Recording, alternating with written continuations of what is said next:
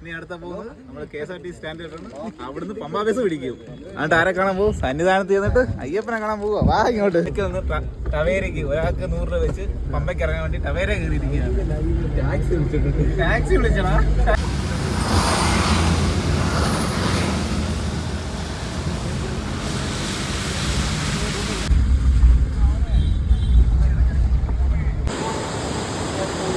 Guys, അങ്ങനെ നമ്മൾ പമ്പയിൽ എത്തിയിരിക്കുകയാണ്. പമ്പയുടെ വിഷ്വലാണ് ഇപ്പോൾ നമ്മൾ കണ്ടുകൊണ്ടിരിക്കുന്നത്. ഇതുവരെ കാണാത്ത ഒരു വിഷ്വൽ ബ്യൂട്ടിയാണ് ഇന്ന് പമ്പയ്ക്കുള്ളത്.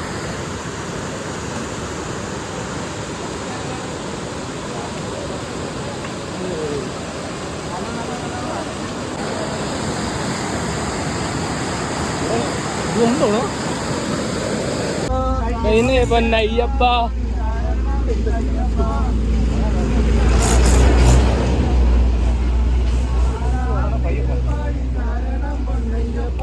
അയ്യനെ പൊന്നയ്യപ്പ, സ്വാമിയല്ലാതൊരു ശരണമില്ലയ്യപ്പ, സ്വാമിയല്ലാതൊരു ശരണമില്ലയ്യപ്പ. അയ്യനെ പൊന്നയ്യപ്പ,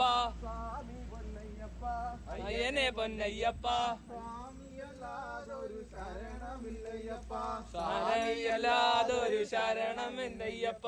14 തിരുപ്പടി ശരണം പൊന്നയ്യപ്പ, അയ്യനെ പൊന്നയ്യപ്പ, സ്വാമി പൊന്നയ്യപ്പ, അയ്യനെ പൊന്നയ്യപ്പ, സ്വാമിയല്ലാതൊരു ശരണമില്ലയ്യപ്പ, സ്വാമിയല്ലാതൊരു ശരണമില്ലയ്യപ്പ. 15 തിരുപ്പടി ശരണം പൊന്നയ്യപ്പ, അയ്യനെ പൊന്നയ്യപ്പ, ശരണം പൊന്നയ്യപ്പ.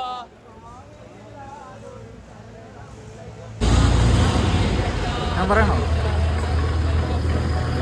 നമ്മളങ്ങനെ ശബരിമല എത്തി. സന്നിധാനത്ത് നമ്മളെ പോൻ അയ്യപ്പനെ കാണാൻ വേണ്ടി നമ്മളിവിടെ എത്തിയിരിക്കുകയാണ്. അതാണ് അവിടാണ് 18-ാം പടി. നമ്മൾ 18-ാം പടിയുടെ തൊട്ട് താഴെ തന്നെ എത്തിയിട്ടുണ്ട്. ഇപ്പം ഏതാനും നിമിഷത്തിനുള്ളിൽ നട തുറക്കും. നമ്മൾ അയ്യപ്പനെ കാണാൻ വേണ്ടി ചെല്ലുകയാണ്. അവസാനം നമ്മൾ നമ്മുടെ അയ്യപ്പനെ കണ്ട് തൊഴുത് ഒരു തിരക്കുമില്ല. നമ്മുടെ നാട്ടിൽ പുറത്തെ അമ്പലത്തിൽ തൊഴുന്ന പോലെ നമ്മളിവിടെ വന്ന് അയ്യപ്പനെ വളരെ ഭംഗിയോടെ തൊഴുത് നമ്മുടെ സങ്കടങ്ങളും ദുരിതങ്ങളും എല്ലാം പറഞ്ഞ് നമ്മൾ കൺകുളിർക്കെ നമ്മൾ അയ്യപ്പനെ കണ്ട്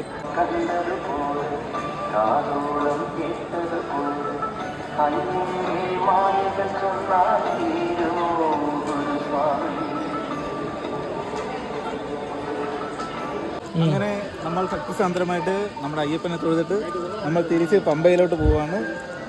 വളരെ തിരക്കുറവായിരുന്നു. നമ്മുടെ നാട്ടിൻപുറത്ത് നമ്മുടെ നാട്ടിലെ അമ്പലത്തിൽ തൊഴുന്ന പോലെ നമുക്ക് നല്ല വൃത്തിയായിട്ട് 10 മിനിറ്റോളം കൈകുപ്പി തൊഴുത് ഭഗവാനെ പ്രവർത്തിക്കാനെല്ലാം പറ്റി.